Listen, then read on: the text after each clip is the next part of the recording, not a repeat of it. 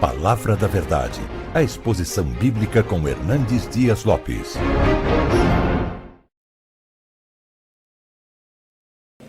O texto que eu quero compartilhar com vocês está em 2 Timóteo, capítulo 4, dos versos 9 a 18. Abra sua Bíblia comigo, por favor. Segunda carta de Paulo a Timóteo, capítulo 4, versos 6 a 18.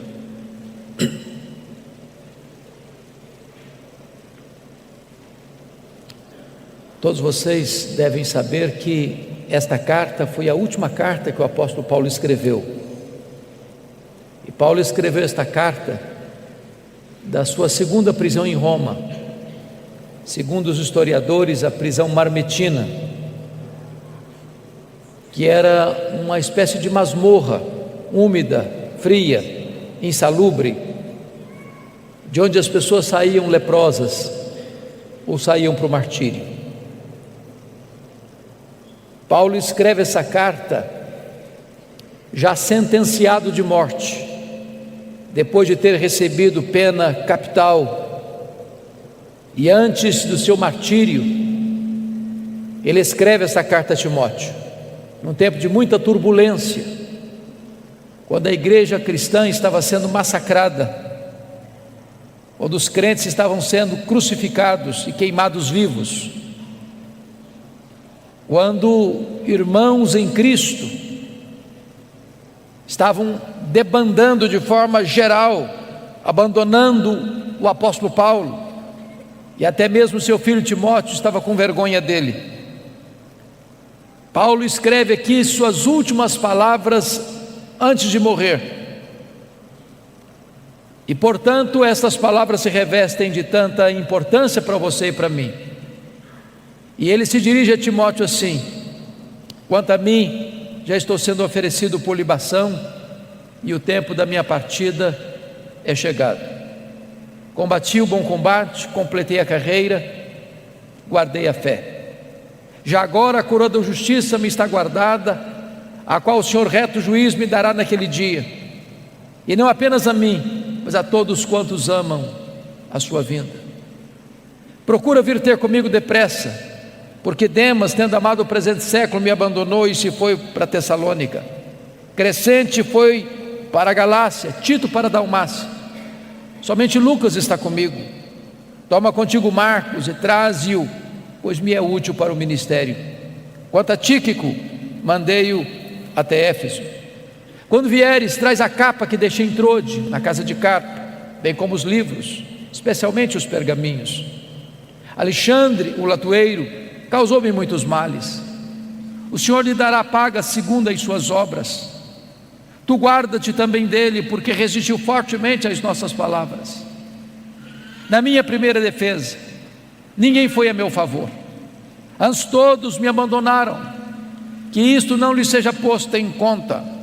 Mas o Senhor me assistiu e me revestiu de forças, para que por meu intermédio a pregação fosse plenamente cumprida, e todos os gentios ouvissem, e fui libertado da boca do leão. O Senhor me guardará, ou me livrará também de toda obra maligna, me levará salvo para o seu reino celestial. A Ele glória pelos séculos dos séculos. Amém. Eu quero pedir permissão para você para só voltar nesse texto, na conclusão da minha fala. Meu propósito nesta noite é apresentar a vocês o apóstolo Paulo. Quem foi este homem que morreu pobre, velho, abandonado, cheio de cicatrizes, acusado de ser o líder dos incendiários de Roma? Quem é este homem que, inobstante morrer debaixo de ostracismo, é mais influente na história do que todos os Césares de Roma juntos? Quem é este homem que plantou igrejas nas províncias da Galácia, da Macedônia, da Acaia, da Ásia Menor, que de Jerusalém ao Ilírico anunciou a esperança do Evangelho? Quem é este homem que dos 27 livros do Novo Testamento escreveu 13 deles, e que ainda hoje influencia milhões e milhões de pessoas? Meu propósito nesta noite é apresentar a vocês este homem. Quem é este homem chamado Paulo? A primeira referência que nós poderíamos encontrar dele na Bíblia está lá em Filipenses capítulo 3, versos 5 e 6, quando diz que ele foi circuncidado ao 8º dia, da linhagem de Israel, da tribo de Benjamim, hebreu de hebreus, quanto à lei fariseu, quanto ao zelo perseguidor da igreja. Diz a Bíblia em Atos 22, 3, que ele nasceu em Tarso da Sicília, por isso era um cidadão romano, e foi enviado ainda jovem para Jerusalém para estudar aos pés do grande mestre Gamaliel, neto do rabino Hilel, para ser um grande líder do seu povo. Diz Gálatas capítulo 1, versículo 14, que ele se destacou entre seus pares, entre seus contemporâneos, pelo zelo que ele tinha pela lei de Deus, pela maneira tão rigorosa com que ele estudou e se preparou para se transformar um grande rabino judaico, um homem de uma personalidade forte, um homem de um temperamento firme, um homem de uma capacidade intelectual sem precedentes no seu tempo, um homem que foi levantado para ser o grande líder do seu povo.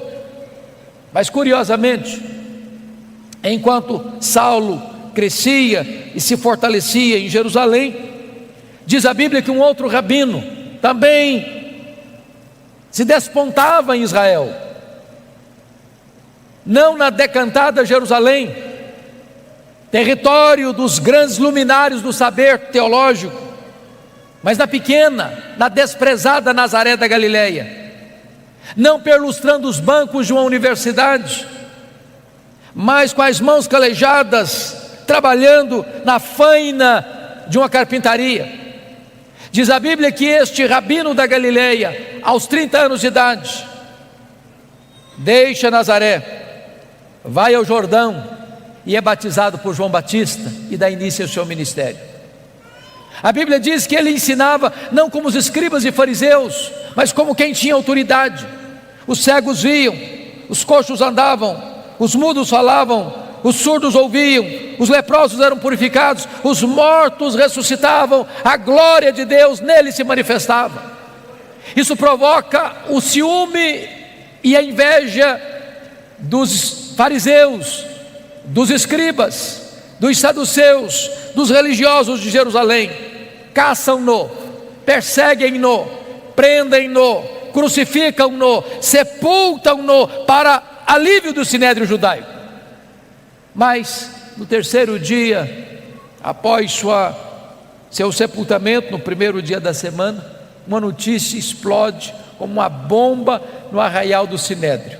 O túmulo do Rabi da Galileia foi aberto, e aberto de dentro para fora. Ele ressuscitou, ele venceu a morte, ele triunfou sobre a morte, ele matou a morte com a sua morte ao ressuscitar gloriosamente da sepultura.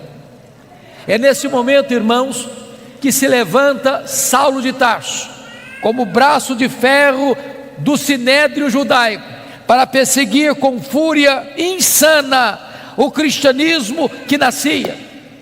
E a Bíblia nos informa que este homem recebe 2 epítetos, 2 adjetivos no livro de Atos. Primeiro, ele era uma fera selvagem.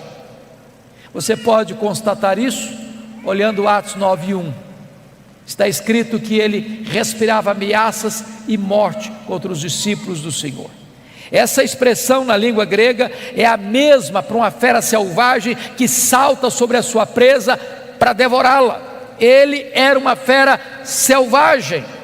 Se não, vejamos, a Bíblia diz em Atos 8:3 que ele assolava a igreja, entrando nas casas, arrastando homens e mulheres para encerrá-los no cárcere. Ele não respeitava domicílio doméstico, ele assolava a igreja, ele invadia domicílios, ele prendia homens e mulheres.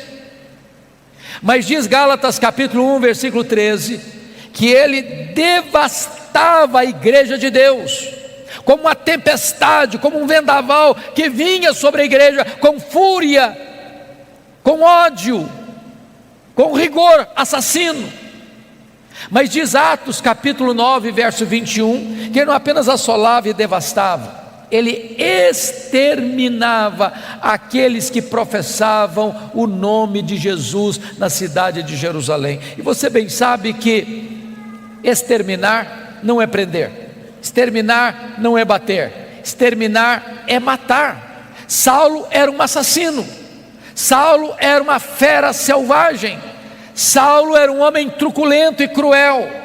Se não, vejamos, diz Atos capítulo 22, versículo 4, que ele perseguiu o caminho até a morte. Em outras palavras, ele não perseguia apenas os crentes, ele perseguia a religião dos crentes, ele perseguia o caminho.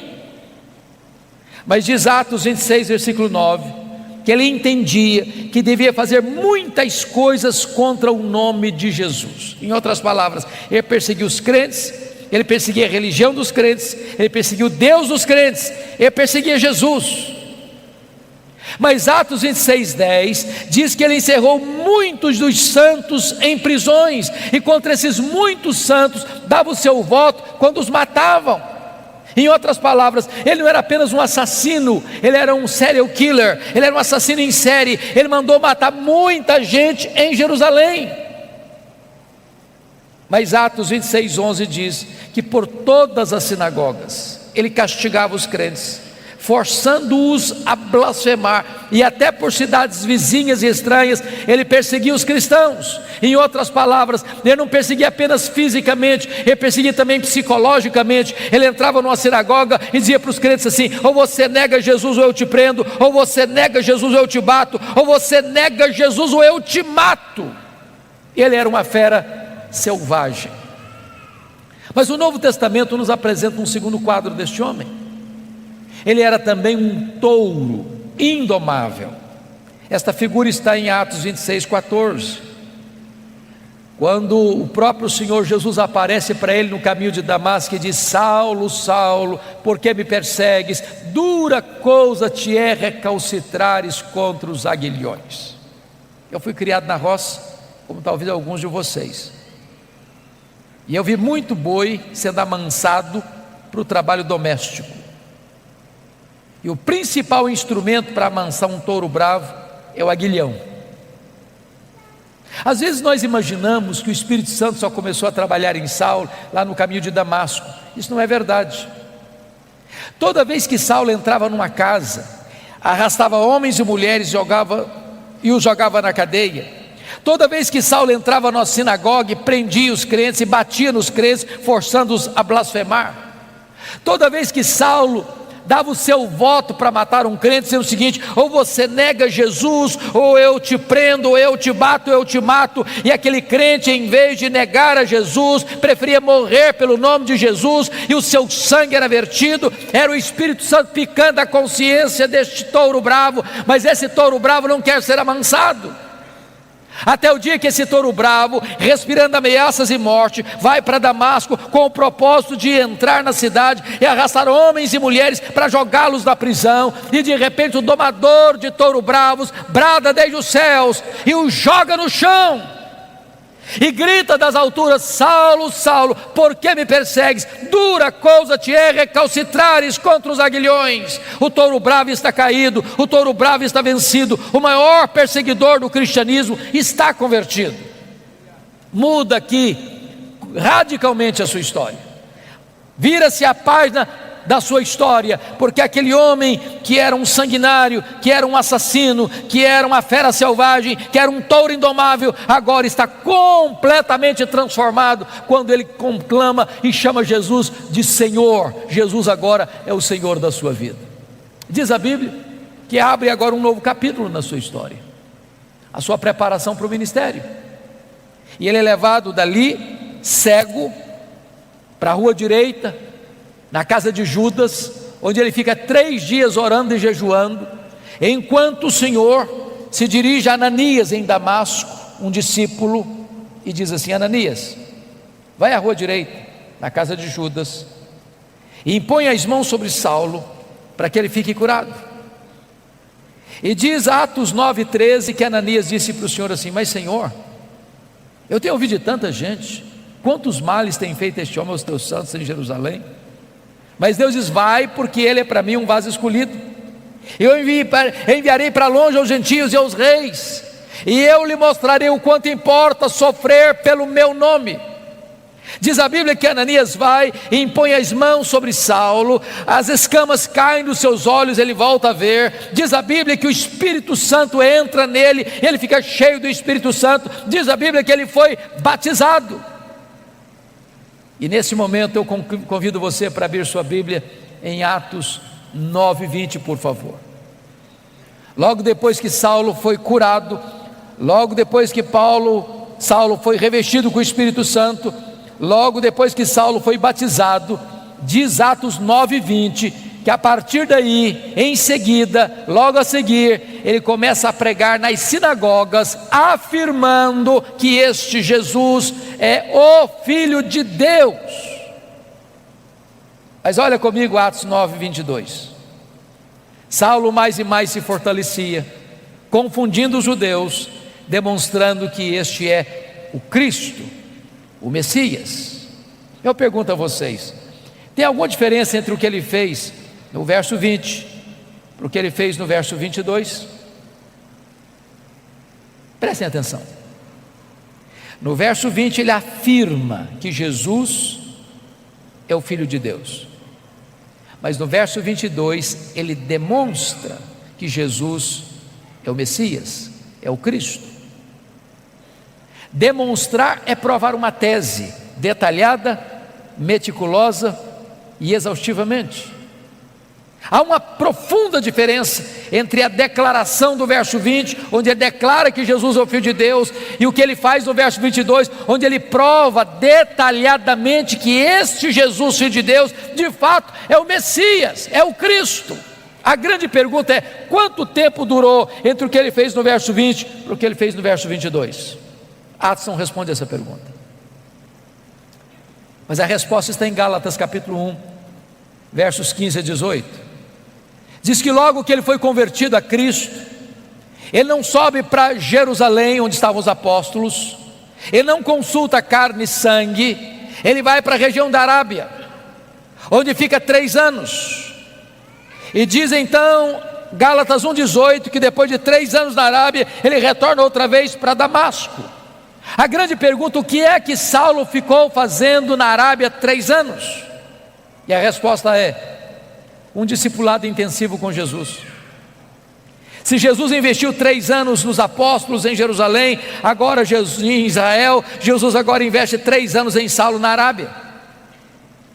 A teologia que Paulo aprendeu, ele não aprendeu como aprendeu as doutrinas do judaísmo aos pés de um mestre humano, ele aprende por revelação direta do Senhor Jesus Cristo. O Senhor revelou-se a ele e nele. Nesses 3 anos na Arábia, certamente ele releu o Antigo Testamento, e ele começa então a perceber e a constatar que aquele Jesus que ele perseguira, de fato era o Messias. Convencido, portanto, desta verdade, depois de 3 anos, diz Gálatas 1,18, que ele retorna outra vez para Damasco, e é nesse retorno para Damasco que se encaixa Atos 9:22. Saulo mais e mais se fortalecia, confundindo os judeus, demonstrando que Jesus é o Cristo. O que é que acontece com ele? Os judeus querem matá-lo, ele precisa fugir, de forma humilhante, dentro de um cesto, muralha abaixo, de noite. Para onde ele vai agora? Agora ele vai para Jerusalém. E aqui eu quero levantar uma tese com os meus amados irmãos, e preciso muito da sua atenção, porque às vezes nós imaginamos, irmãos, que Saulo foi já usado poderosamente por Deus desde a sua conversão. Isso não é um fato. A tese que eu quero levantar é que quando Saulo vai para Jerusalém aqui, ele vai não guiado pela nova aliança, mas vai dirigido pela velha aliança.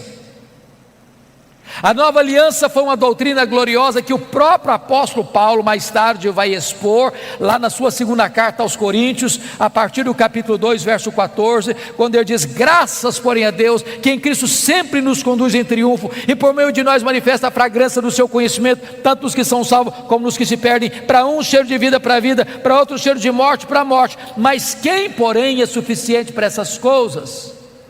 A pergunta fica no ar no capítulo 2, versículo 16 de 2 aos Coríntios, e só é respondida no capítulo 3, a partir do verso 4 a 6, quando ele diz: a nossa suficiência vem de Deus. O que é a velha aliança? A velha aliança é o que aconteceu quando Moisés desceu com as tábuas da lei do Monte Sinai. O povo disse para Moisés: tudo que o Senhor falou, nós faremos. Pergunta: vocês fizeram? Não fizeram. Por que não fizeram? Faltou-lhes sinceridade? Não, faltou-lhes poder. A velha aliança pode ser resumida assim: tudo depende de mim, nada depende de Deus. A nova aliança pode ser resumida assim: tudo depende de Deus, nada depende de mim. Pois eu quero lhes dizer que quando Saulo sobe para Jerusalém, ele está governado não pela nova aliança, mas pela velha aliança. Sabem por quê? Porque ele sobe para Jerusalém com a seguinte ideia latejando em sua mente: eu serei o grande líder da igreja de Jerusalém. Ele tinha motivos para pensar isso. Primeiro, todos os apóstolos de Jesus eram galileus, exceto Judas Iscariotes, que a essas alturas não existia mais. E vocês sabem que aqui na Judéia, em Jerusalém, os galileus eram tratados como gente segunda classe, com total desprezo, com total acepção e preconceito. Tanto é fato que quando o Pentecoste acontece, o derramamento do Espírito vem, as multidões se reúnem às 9 horas da manhã no cenáculo, e uns olham e dizem assim: esquece, são galileus. Outros disseram o seguinte: estão bêbados. Saulo pensou assim: esses galileus aqui em Jerusalém não vão conseguir nada. Segunda razão: os apóstolos do Senhor Jesus eram homens iletrados, e Jerusalém era a capital intelectual da teologia. Lá estavam os escribas, lá estavam os doutores da lei, lá estavam os fariseus, lá estavam os saduceus, lá estava o sinédrio, lá estava a fortaleza teológica de Israel. E Saulo pensou: esses homens, além de galileus, são iletrados, não vão conseguir nada aqui. Ainda mais, Saulo era um homem intelectual. Saulo tinha livre trânsito nos corredores do poder eclesiástico. Saulo conhecia Jerusalém, Saulo fora criado em Jerusalém, Saulo perseguiu a igreja de Deus em Jerusalém, e ele sobe com a seguinte ideia: eu tenho o melhor currículo, eu tenho o melhor preparo, eu tenho a melhor postura para ser o líder da igreja de Jerusalém, e com essas ideias ele sobe. Sabe o que acontece? Confira comigo Atos 9, 26. Quando ele chega na igreja de Jerusalém, todos, não alguns, todos os discípulos não acreditaram na conversão dele. Achavam que ele estava sabotando a fé, achavam que ele estava blefando, e bateram a porta da igreja na cara dele. Para quem queria ser líder, nem recebido foi. Deus golpeia aqui o orgulho dele. Agora olha comigo Atos 9, 27. Diz a Bíblia que Barnabé o apanha, Barnabé o apresenta aos apóstolos, os apóstolos recebem Saulo, e agora então ele tem livre trânsito na igreja, ele entra e sai, discute com os helenistas, e diz a Bíblia que os helenistas resolvem matá-lo. O que acontece? Os membros da igreja, os discípulos se reúnem e dizem assim para Saulo: Saulo, você não pode ser o nosso pastor não, você tem que ir embora da nossa igreja. Agora preste atenção, irmãos, não é fácil para um pastor estar convencido que deve ficar na igreja, quando os membros da igreja estão convencidos que ele deve sair da igreja. Não é fácil. Sabe o que aconteceu com ele? Ele não foi embora. Ele não foi embora. Mas se você olhar Atos 26, 17, não foram apenas os crentes que mandaram ele embora, não. O próprio Deus apareceu para ele numa visão em Jerusalém e diz assim: vai embora de Jerusalém, que eles não vão te ouvir. Meus irmãos, ser mandado embora pelos líderes da igreja é uma coisa, ser mandado embora pelos membros da igreja é outra coisa, mas ser mandado embora da igreja pelo próprio Deus, parece que não resta opção. Mas sabe qual a decisão dele? Ele não foi embora. Aliás, confira aí comigo Atos 22, 18 e 19, que ele discute com Deus. Ele arrasou com Deus, mas Senhor, eu persegui a igreja aqui. Quando se matou Estevão, tua testemunha estava presente, consentia nisso, até guardei as vestes daqueles que o apedrejaram. Sabe o que ele está dizendo para Deus? Ô Deus, o Senhor pensa melhor, o Senhor pensa direito, o Senhor não pode cometer esse erro estratégico. Eu sou o cara, eu sou o homem, eu tenho o melhor currículo, eu tenho o melhor perfil, eu tenho o melhor preparo. Se o Senhor me tirar daqui, essa aqui não vai para frente, eu sou indispensável. Sabe o que aconteceu? Deus não mudou, foi Saulo quem tem que mudar e mudar. Deus diz, vai. Sabe o que aconteceu com ele? Ele não foi. Volte a ler comigo agora Atos 9:30 e você perceberá isso. Os discípulos pegaram Saulo e o levaram até Cesareia. Preste atenção que ele não foi, ele foi levado. Ele não saiu, saíram com ele. Ele saiu de Jerusalém como Ló saiu de Sodoma, a reboque. E mandaram-no depois para onde? Para Tarso. Onde era Tarso? O lugar que ele nasceu. Sabe o que Deus está dizendo para esse cara que você acha insubstituível? Meu filho, se você pensa que eu preciso de você, você está muito enganado. É você quem precisa de mim. Você quer saber de uma coisa? Arruma as malas e volta para casa. Arruma as malas e volta para casa. Entenda isso, amado irmão. Deus não precisa de você, é você quem precisa de Deus. Você não é insubstituível. Sabe o que aconteceu com ele? Para quem queria ser o líder, ele fica lá em Tarso mais de 10 anos, no molho, no anonimato, longe dos holofotes, longe das luzes da ribalta. Sabe por quê, irmãos? Porque primeiro Deus estava trabalhando nele, para depois Deus trabalhar através dele. Deus está mais interessado em quem você é do que no que você faz. Você primeiro precisa entender que tudo depende de Deus, nada depende de você. Mas o pior não tinha acontecido não. O pior está em Atos 9:31, confira aí comigo. No dia que Saulo arrumou as malas e foi embora da igreja de Jerusalém, diz a Bíblia que a igreja passou a crescer e passou a ter paz. Você quer algo pior do que isso para um pastor? No dia que o pastor vai embora da igreja, todos os problemas da igreja se resolvem. A igreja explode em crescimento. Tudo depende de Deus, nada depende de nós. Muitos anos depois, acontece um avivamento em Antioquia da Síria, terceira maior cidade do mundo. A igreja de Jerusalém manda para lá Barnabé, e diz Atos 11:25 que Barnabé, ao chegar lá, corre para Tarso, lembra-se de Saulo, pega Saulo, leva para Antioquia, e lá eles ensinam uma multidão de discípulos. Então Atos 13:1-3 diz que quando a igreja estava reunida em oração e jejum, o Espírito Santo apareceu e disse assim: separai-me agora a Barnabé e a Saulo para a obra que os tenho chamado. Agora preste atenção a quem o Espírito Santo mandou separar. Não foi Saulo e Barnabé, foi Barnabé e Saulo. Você já foi reserva alguma vez? Já ficou na sombra de alguém alguma vez? Ele não era o líder, ele era o liderado. Deus ainda estava trabalhando nele, para depois Deus trabalhar através dele. Então eles saíram para a obra missionária. O jovem João Marcos, primo de Barnabé, os acompanha como auxiliar dos dois missionários. Eles chegam em Pafos, e diz a Bíblia que ali em Pafos o procônsul Sérgio Paulo está interessado no evangelho, mas o seu mágico particular Elimas tenta impedir o procônsul de ouvir o evangelho. E diz a Bíblia que Saulo, cheio do Espírito Santo, se dirige ao mágico assim: ó filho do diabo, até quando perverterás os retos caminhos de Deus? Pois ficarás cego.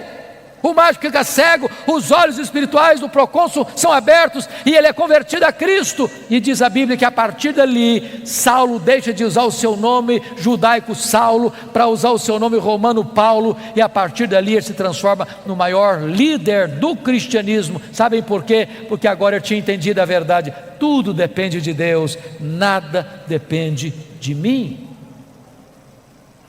Dali eles saem para perto da Panfilha, Atos 13:13. E diz a Bíblia que em Atos 13:13, em perto da Panfilha, o jovem João Marcos deixa os 2 missionários e volta para Jerusalém. Você pode até perguntar: por que o João Marcos deixou os 2 missionários? A Bíblia não diz, mas eu lhes darei 3 possibilidades. Primeira, quando ele saiu de Antioquia, ele pensou que fazer missões era turismo. Quando ele percebeu que não era turismo, ele ficou decepcionado e disse: não, isso eu não quero não. Segunda possibilidade, quando ele saiu de Antioquia, o líder da caravana era o seu primo Barnabé. No meio do caminho muda o comando, agora é Paulo o comandante. Não, sob o comando do meu primo eu vou, o comando desse outro aqui eu não vou não. Terceira possibilidade, eu creio nessa. Diz Gálatas capítulo 4, versos 13 a 15, que Paulo pregou o evangelho pela primeira vez na Galácia, Antioquia da Pisídia, Icônio, Derbe e Listra, por causa de uma enfermidade física. Que enfermidade física era essa? Que ele chamou em 2 Coríntios 12:7 de um espinho na carne, mensageiro de Satanás, para lhes bofetear, a fim de que ele não se ensoberbecesse. A Bíblia não diz que ele saiu doente de Antioquia, mas a Bíblia diz que ele chegou doente no primeiro destino da sua viagem missionária. Os estudiosos afirmam que Paulo contraiu uma malária em Antioquia, nessa região de perto da Panfilha, que era uma região alagadiça, pantanosa, com forte incidência de malária, que dava uma dor de cabeça alucinante, que afetava a visão inclusive. Então João Marcos deve ter pensado assim: bom, eu estou muito jovem para ficar doente, eu vou voltar para a casa da minha mãe. Então diz a Bíblia que ali Paulo contrai essa malária, não diz que contrai a malária, mas que ele sai doente, e chega subindo as montanhas do Cáucaso, chega nessa região da Galácia do Sul, onde ele enfrenta muitas lutas, ele é apedrejado, ele enfrenta dramas crudelíssimos, mas deixa igrejas plantadas, deixa liderança estabelecida, ele planta igrejas e estabelece liderança daquelas igrejas, apesar de tantas dificuldades. Diz Atos 14, verso 26 e 27, que ao término dessa primeira viagem missionária, eles retornam para a igreja de Antioquia da Síria, reúnem a igreja e relatam à igreja quantas coisas fizeram Deus por intermédio deles, e como Deus abrir a porta do evangelho para os gentios. Aqui uma nota de rodapé, meus irmãos: há espaço para testemunhos na igreja, mas não há espaço para projeção humana na igreja. Eles não relataram quantas coisas fizeram eles relataram quantas coisas fizera Deus. Quem faz a obra é Deus, você e eu somos apenas os instrumentos, é Ele quem faz. Mas preste atenção uma coisa, irmãos: não há crescimento de igreja sem perseguição, sem oposição, sem que o inferno se agite. Notem comigo o capítulo 15, versículo 1, que logo que os membros da seita dos fariseus em Jerusalém escutam que os gentios estão sendo convertidos e recebidos na igreja, sem passar pelo rito da circuncisão, eles descem e dizem assim para os crentes novatos: se vocês não se circuncidarem, se vocês não guardarem a lei de Moisés, vocês não poderão ser salvos. Mas isso não é evangelho. E se acrescentar algo mais à obra perfeita de Cristo? Isso é dizer que o sacrifício de Cristo na cruz não foi suficiente? E se afirmar que só a fé em Cristo não é suficiente? Isso é uma deturpação do evangelho verdadeiro. Então preste atenção, queridos: Paulo não podia sair para uma nova viagem missionária sem antes corrigir o problema doutrinário da igreja. E preste atenção nisso: quanto mais se prega, se a teologia não é boa, pior fica. Não basta pregar, é preciso pregar o evangelho verdadeiro. Então foi convocado um concílio na igreja, apóstolos e presbíteros, e eles se reúnem para tratar da matéria, onde fala Barnabé, onde fala Paulo, onde fala Pedro, onde Tiago lidera aquele concílio, e ao término do concílio, uma decisão foi tomada, uma decisão foi escrita, uma decisão foi levada para todas as igrejas, mostrando o seguinte, que é só a fé em Cristo que é suficiente para a salvação, e nada mais. Teologia está boa agora? Vamos fazer a segunda viagem missionária. Agora confira comigo Atos 15:36.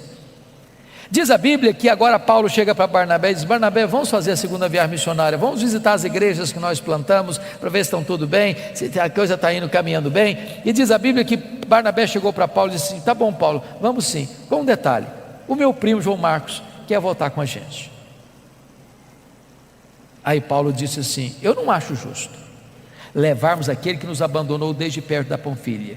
Desculpe, irmãos, o texto está registrado de uma forma sucinta e assim muito polida, mas eu acredito que não foi tão polida assim a conversa entre Paulo e Barnabé, não. Eu vou parafrasear. Foi mais ou menos assim: ô Paulo, vamos mesmo, Paulo, eu estou tão animado com essa viagem.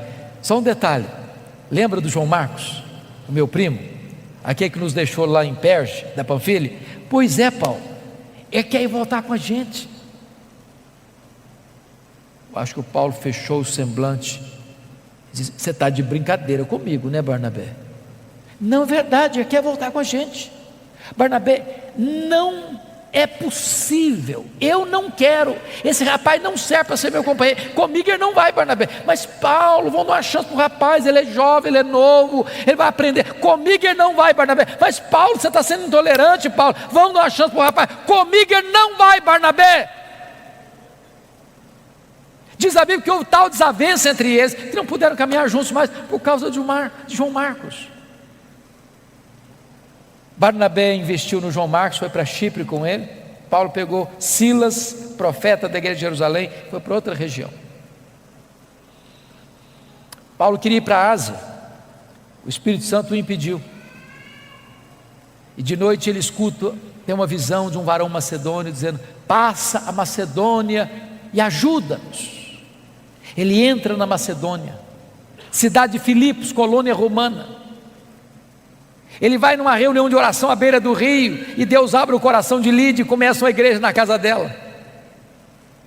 Ele está indo para a reunião de oração, uma menina possessa, endemoniada, está atormentando, perturbando a caminhada de Paulo, e Paulo a liberta, e os homens da cidade se rebelam, e Paulo é preso, e Silas é preso, e eles são açoitados, suas vestes são rasgadas, e jogados num tronco interior de uma prisão imunda. À meia-noite eles cantam e oram, as prisões se abrem, as portas se abrem, o terremoto sísmico abala a prisão, e o comandante, aliás, o guarda o sentinela daquela prisão, percebendo que as portas estão abertas, e sabendo que ele era o responsável, vai se matar com a espada, e Paulo diz: não te faças nenhum mal, todos estamos aqui. E ele trêmulo pergunta: o que eu devo fazer para ser salvo? Crê no Senhor Jesus e será salvo tu e a tua casa. E o carcereiro é convertido, o carcereiro é batizado, a obra de Deus é estabelecida naquela cidade. Diz a Bíblia que Paulo vai para frente em Tessalônica e ele é escorraçado. Diz a Bíblia que ele vai para Bereia e ele é enxotado. Agora preste atenção nesse detalhe. Quem dá a direção missionária da igreja é Deus, mas quem escolhe os melhores métodos somos nós. Prestem atenção no que Paulo vai fazer. Paulo só vai se fixar em cidades estratégicas. Ele sabia que tinha pouco tempo. Filipos é colônia romana, Tessalônica era a capital da Macedônia, Bereia era a importante cidade da Macedônia, Atenas era a capital intelectual do mundo, Corinto era a capital da província da Caia, Éfeso era a capital da província da Ásia Menor. O que Paulo está nos ensinando, irmãos? Metodologia missionária. Vamos plantar uma igreja? Vamos. Onde? Que cidade? Vamos comprar um terreno? Vamos alugar um salão? Vamos construir um templo? Vamos. Em que bairro? Em que rua? Que terreno? Porque às vezes nós escolhemos o lugar mais difícil, mais escondido, de mais difícil acesso, e ficamos lá patinando 20 anos. Se nós tivéssemos estratégias, igrejas estratégicas influenciam toda a sua micro-região. Mas mesmo que você tenha a direção de Deus e estratégia certa, você não tem vida fácil, porque Paulo é açoitado em Filipos, é escorraçado em Tessalônica, é enxotado de Bereia, é chamado de tagarela em Atenas e é chamado de impostor em Corinto. Ele já tinha escrito a primeira carta aos Gálatas lá em Antioquia da Síria, e agora quando ele chega em Corinto, ele escreve as suas 2 cartas aos Tessalonicenses. Ele vai para a terceira viagem missionária em Éfeso, e vocês sabem que Éfeso, capital da Ásia Menor, era uma cidade de mais de 300 mil habitantes, era um centro de culto pagão da época, porque o grande templo da deusa Diana estava lá, uma das 7 maravilhas do mundo antigo. E Paulo chega nessa cidade idólatra, Paulo chega nessa cidade cheia de feitiçaria, e diz a Bíblia que em 3 anos que ele fica ali, ele desarticula a idolatria, ele desarticula a feitiçaria, a palavra de Deus prevalece na cidade, igrejas são plantadas em toda a província, como Esmirna, Pérgamo, Tiatira, Sardes, Filadélfia, Laodiceia, Colossos e Herápolis. Amados irmãos, eu não posso entender um fato desse, com toda a tecnologia que você e eu temos hoje, de rádio, de televisão, de Bíblia impressa, de folheto, de zap e de tudo mais. Chega uma cidade de 300 mil habitantes, 3 anos, se você não tomar muito cuidado, nem o seu bairro sabe que você está ali. Paulo chega numa cidade 3 anos, sem nada disso, e a cidade é impactada, a cidade é transformada, igrejas são plantadas. E agora diz a Bíblia que ali de Éfeso ele escreve as suas 2 cartas à igreja de Corinto, está saindo da igreja, indo para Jerusalém, levar uma oferta para os pobres da Judéia. Isso porque ele assumiu um compromisso em Gálatas 2:10 de ir para os gentios, mas não se esquecer dos pobres. Isso porque Atos 18:2 diz que no tempo de Cláudio uma grande fome invadiu o mundo, e muitos judeus foram expulsos, aliás os judeus foram expulsos de Roma e voltaram para a Judéia sem casa, sem propriedades para trabalhar. E Paulo levanta uma oferta e vai levando essa oferta. Quando ele chega para embarcar em Mileto, ele diz para os presbíteros de Éfeso assim: o Espírito Santo me assegura que o que eu vou enfrentar pela frente são cadeias e tribulações, mas em nada eu considero a vida preciosa para mim mesmo, conquanto que eu complete a minha carreira e o ministério que eu recebi do Senhor Jesus, para testemunhar o evangelho da graça de Deus. Quando ele chega e desembarca em Cesareia Marítima, Ágabo prende com o cinto e diz: você vai ser preso em Jerusalém, é isso que vai acontecer com você lá. Os discípulos tentam demover, ele diz: eu estou pronto não só a ser preso, eu estou pronto a morrer por Jesus em Jerusalém. Ele chega e é preso mesmo. Os judeus resolvem matá-lo. 40 judeus entram em conspiração de anátema: nós não vamos comer, nós não vamos beber enquanto não matar Paulo. A notícia chega ao comandante, ele é transferido naquela noite para Cesareia Marítima, onde fica 2 anos sendo acusado pelos judeus.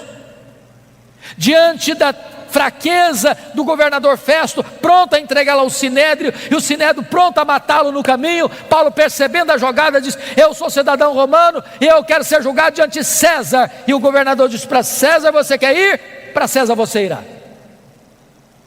Mas Deus já havia dito para ele, lá em Atos 23:11, quando ele estava preso na fortaleza em Jerusalém: coragem, Paulo, assim como você deu testemunho aqui em Jerusalém, eu quero que você dê testemunho também em Roma.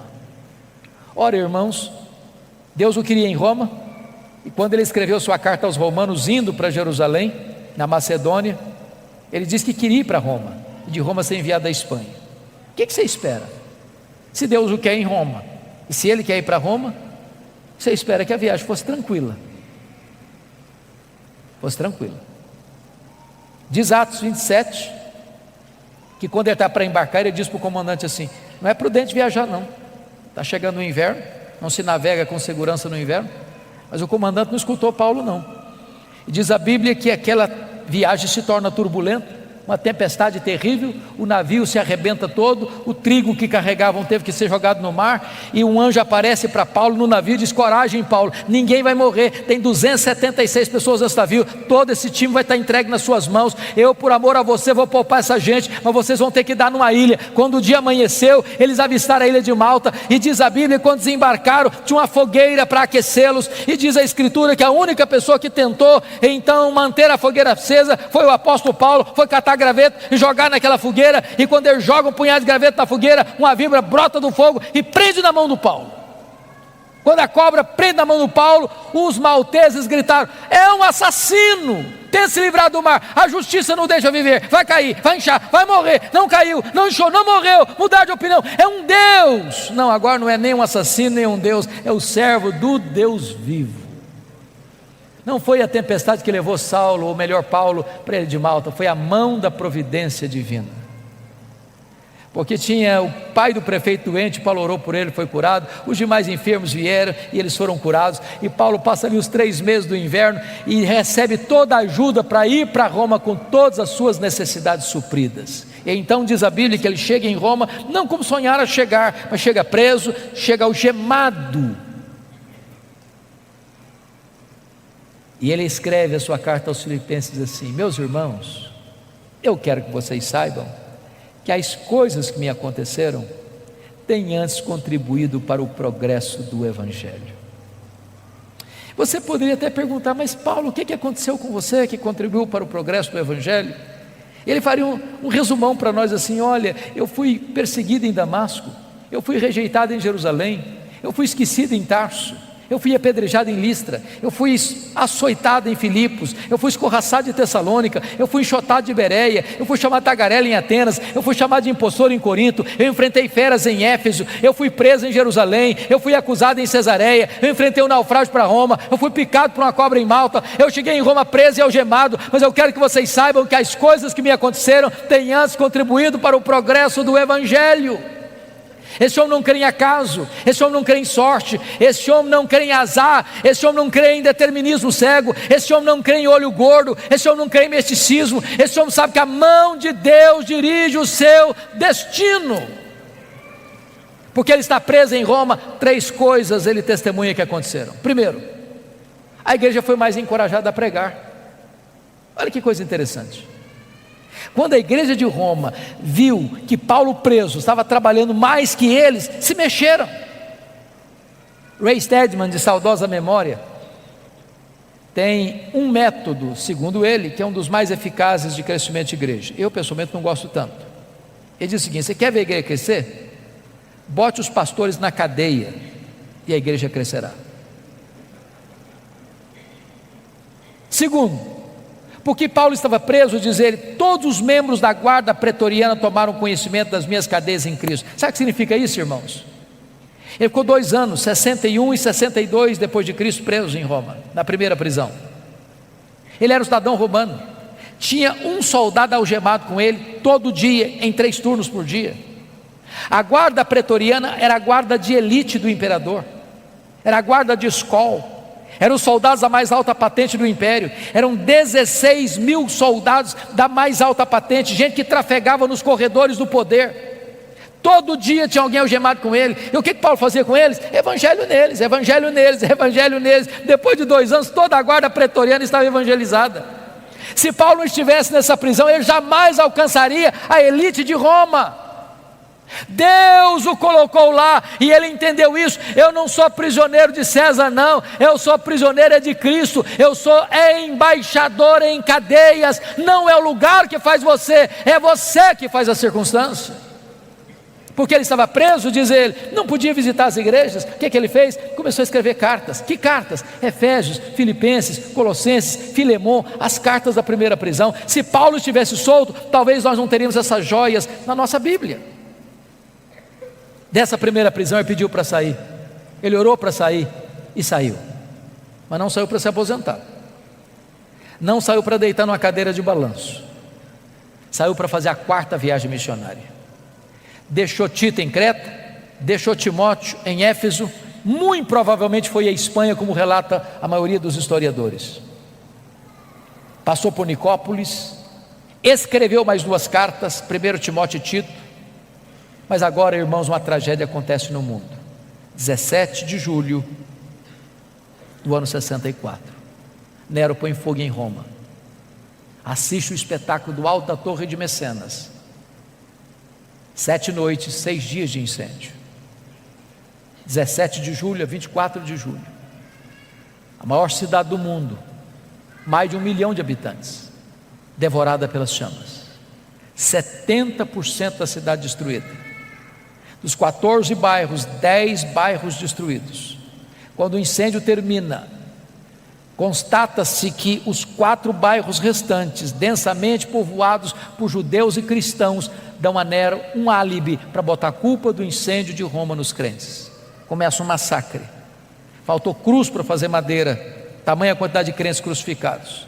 Os crentes serão queimados vivos para iluminar as noites de Roma.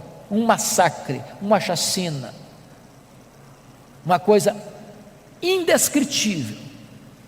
Nesse momento Paulo é caçado como o maior líder do cristianismo, e ele é preso, talvez em Trode, na casa de Carpo. Não deu para pegar seus livros, nem seus pergaminhos, nem mesmo a sua capa pessoal. E agora ele é jogado na masmorra marmetina, um buraco escuro, úmido, frio, insalubre. E é desta masmorra é que ele escreve a sua última carta, a carta segundo Timóteo. E agora eu convido você para abrir o texto lá onde nós começamos, para nós encerrarmos esta palavra. Preste bem atenção, que Paulo está preso agora não é como um apóstolo, como da primeira prisão. O que está por trás dessa prisão não é mais os judeus, mas a máquina do Império Romano. Confira comigo aí capítulo 2, versículo 9. Ele está preso agora como um malfeitor, como um bandido.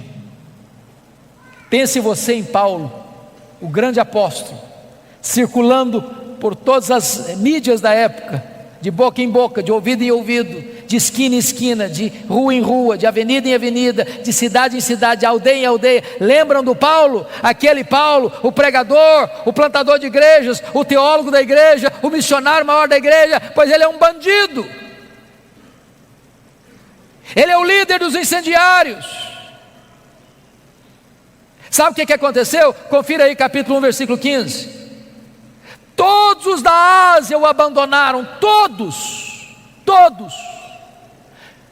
Ninguém quer ficar perto dele, ninguém se é amigo dele. Os crentes que foram recebidos por ele, filhos da fé dele, não querem mais saber dele. Todo mundo está com medo de se aproximar dele. Agora olha o capítulo 1, versículo 8.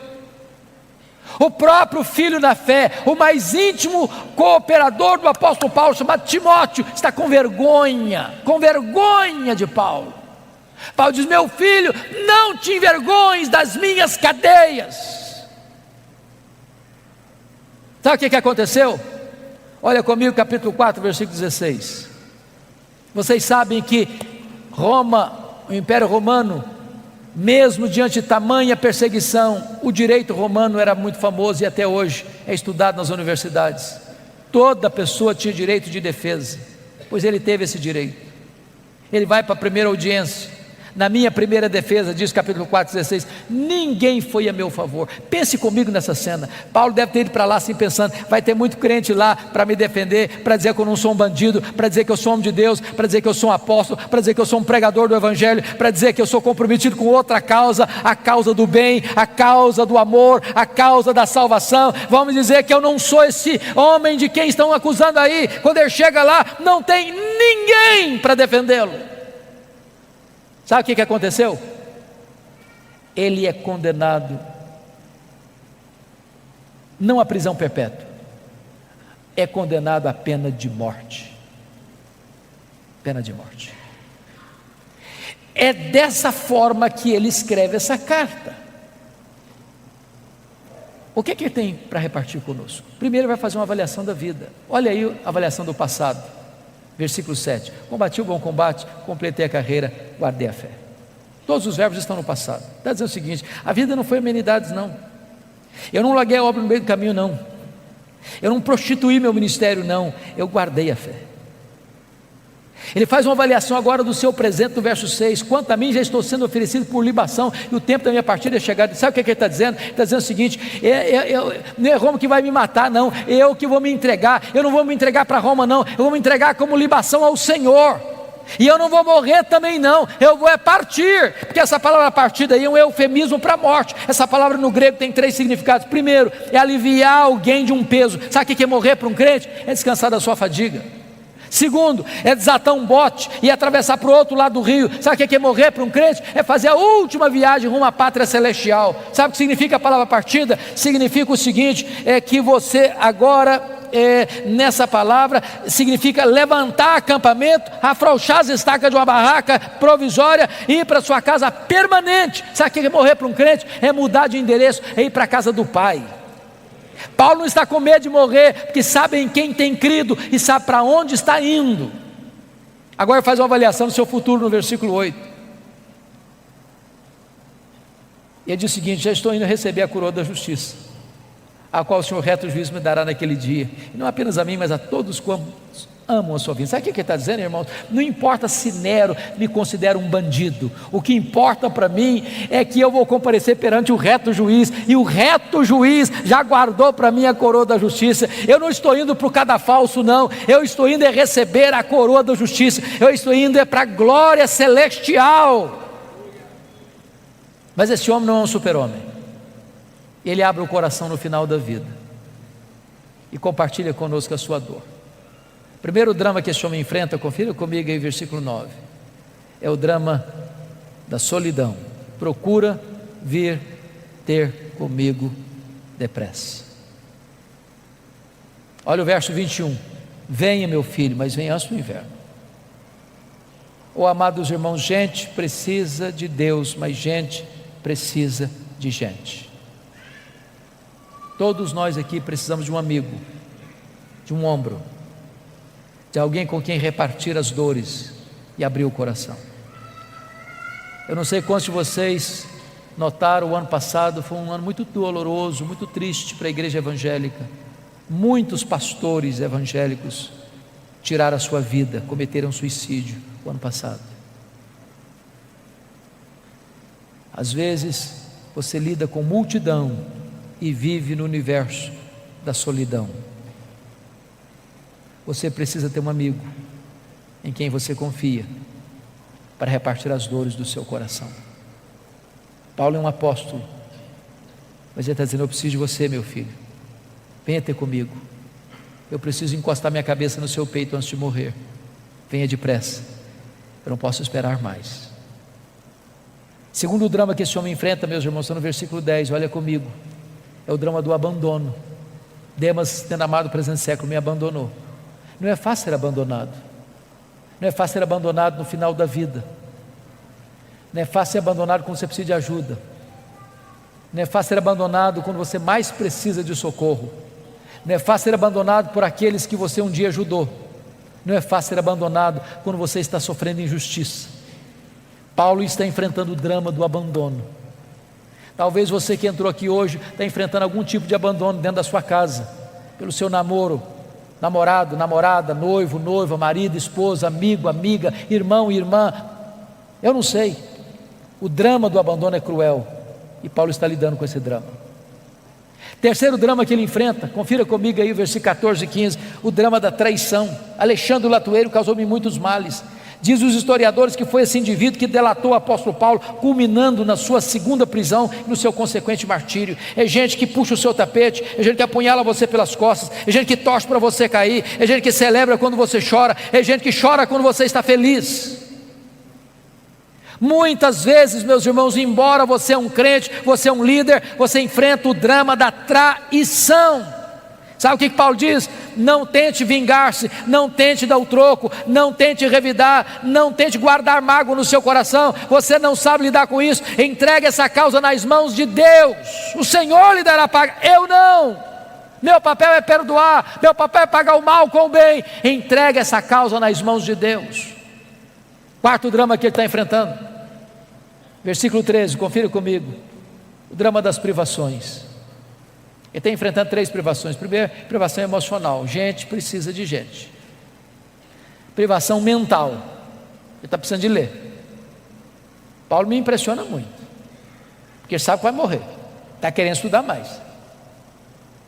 Tem gente que passa a vida inteira e não estuda nada. É hora de você parar para pensar se você é uma pessoa que lê. Quem não lê não enxerga. Quem não lê vai ser comandado. Quem não lê não discerne. Quem não lê não entende. Paulo sabe que vai morrer, mas quer estudar um pouco mais. Não quer abrir mão da palavra de Deus. Ele quer se alimentar da palavra de Deus. Ele quer enriquecer a sua alma, mesmo no final.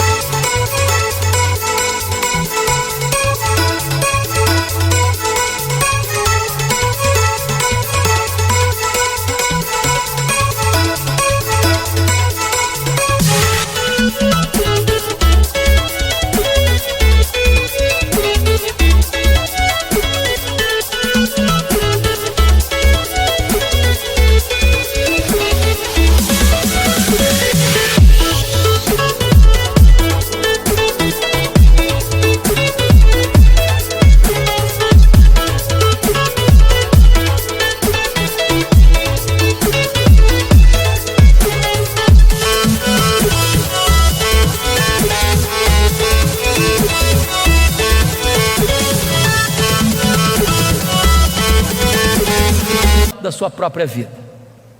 Mas ele enfrenta ainda, irmãos, o drama das privações físicas. O inverno está chegando, não tem uma capa para usar. Você sabe que gente velha sente mais frio que gente nova. Lá em Roma, no inverno, faz mais frio numa masmorra do que fora dela, e a temperatura baixa a 0 grau, até mais do que isso. Ele está dizendo o seguinte: meu filho, se você não vier logo, eu vou morrer de frio antes de ser degolado. Traz a minha capa quando você vier.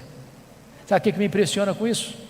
O maior pastor, maior teólogo, maior missionário, maior plantador de igrejas da história do cristianismo não tem uma capa surrada para usar no inverno.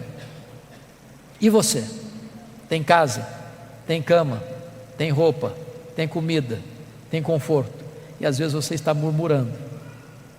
Está murmurando.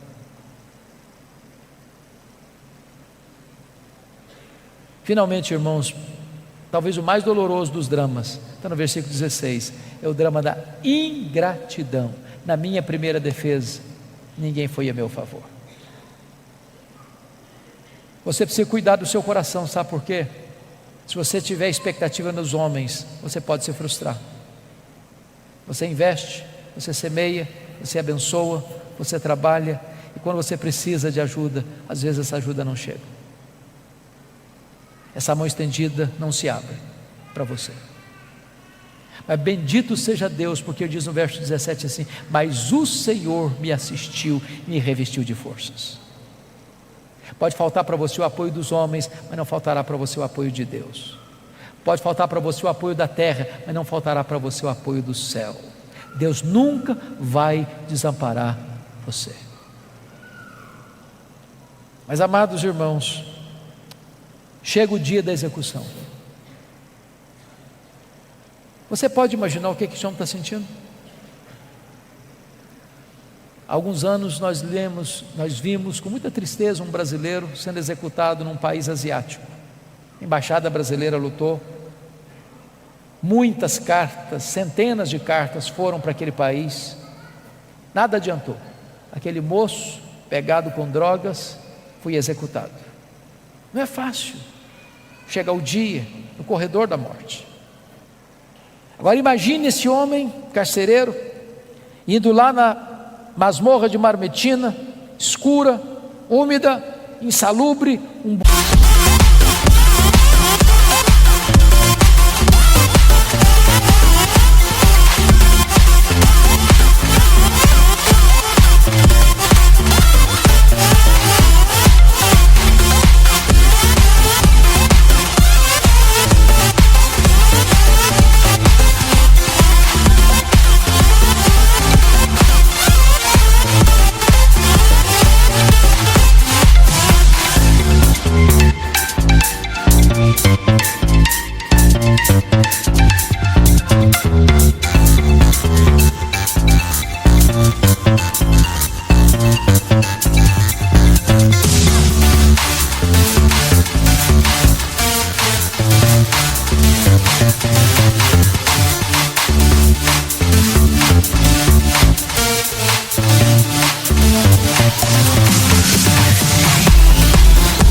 buraco de pedra, escorrendo água.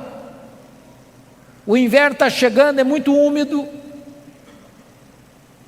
Eu imagino esse homem andando pelos corredores escuros daquela prisão. Eu imagino aquele homem abrindo aquela pesada porta de ferro dessa masmorra. Eu imagino esse homem entrando com a tocha de fogo para conseguir enxergar muito bem o que está lá dentro. E ele grita então: prisioneiro Paulo, prisioneiro Paulo, prisioneiro Paulo. Talvez lá no canto, alguns trapos em cima da pedra úmida. Aquele velho cheio de cicatrizes se levanta e diz: sou eu estou aqui. Ele é acorrentado, ele é retirado dessa masmorra úmida, ele é levado ao cadafalso, ao local do patíbulo e da execução. E eu imagino esse homem perguntando para ele assim: você quer dizer algumas palavras antes de morrer? Pensando que ele havia de dizer da mágoa, da dor, do ressentimento, da revolta, da tristeza, da decepção. E o velho apóstolo responde: sim, eu quero dizer algumas palavras antes de morrer. E naquele momento, ele ergue os olhos aos céus e diz a ele: ao Senhor Jesus, glória pelos séculos dos séculos, amém. Botou a cabeça no cepo da forquilha, a espada de Roma tosou-lhe a cabeça, corpo para um lado, cabeça para o outro, tombou na terra como um mártir, mas foi recebido no céu como um príncipe. Este homem, irmãos, que diz para você e para mim: sede meus imitadores, como eu sou imitador de Cristo. Que Deus nos ajude nesse tempo em que o Evangelho está tão desfigurado, onde os pregadores estão sendo tão comercializados por interesses humanos. Que Deus reavive no nosso coração a paixão pelo ministério. Que Deus nos dê um senso profundo do que significa a obra de Deus. E que você e eu sejamos homens segundo o coração de Deus, mulheres segundo o coração de Deus, cheio do Espírito Santo, entendendo que se vivemos para o Senhor, vivemos, mas se morremos para o Senhor, morremos. Quer pois vivamos, quer pois morramos, nós somos do Senhor. Eu quero orar com vocês, quero colocar a sua vida diante de Deus, quero desafiar você a viver uma vida digna do Evangelho. Eu queria que você ficasse em pé onde você está, e eu quero colocar a sua vida diante do trono da graça.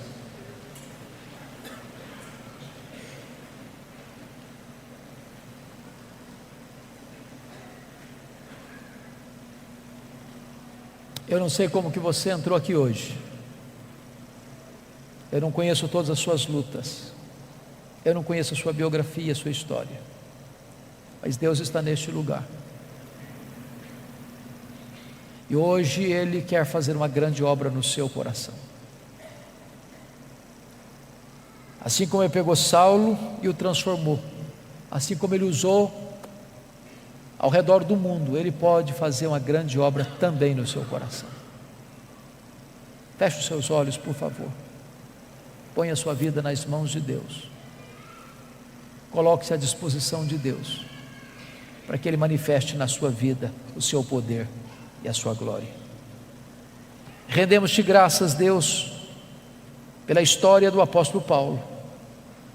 Rendemos-te graças pelo legado que ele nos deixou. Rendemos-te graças porque o ministério dele alcançou nações, povos e línguas. Rendemos-te graças porque este evangelho chegou até nós. Rendemos-te graças porque hoje tu nos desafias também a ir por todas as nações, todas as etnias da terra, levando a esperança do evangelho. Aqui está a tua igreja, aqui está o teu povo. Reveste este povo com o poder do Espírito Santo, capacita este povo com a unção do alto, e permita, meu Deus, que nada neste mundo atraia o nosso coração, nem as riquezas, nem os prazeres, nem o sucesso, nem o glamour deste mundo seduza o nosso coração. Que o nosso coração seja totalmente teu, que a nossa alma esteja repleta e cheia e transbordante do poder do Espírito Santo, que a tua glória inunde esta casa, que a tua glória inunde cada coração aqui, e que a tua igreja aqui representada em diversas denominações e igrejas dessa região, saia, meu Deus, no poder do Espírito Santo, para impactar essas cidades, para influenciar essas cidades com o poderoso evangelho do Senhor Jesus Cristo. Muito obrigado por esta noite, muito obrigado por esta igreja que nos acolhe, muito obrigado pela presença do teu povo, muito obrigado, meu Deus, por este culto precioso, muito obrigado pela tua palavra bendita, e receba nesta noite o tributo de louvor do nosso coração, pois choramos em nome de Jesus, a razão da nossa esperança. Amém.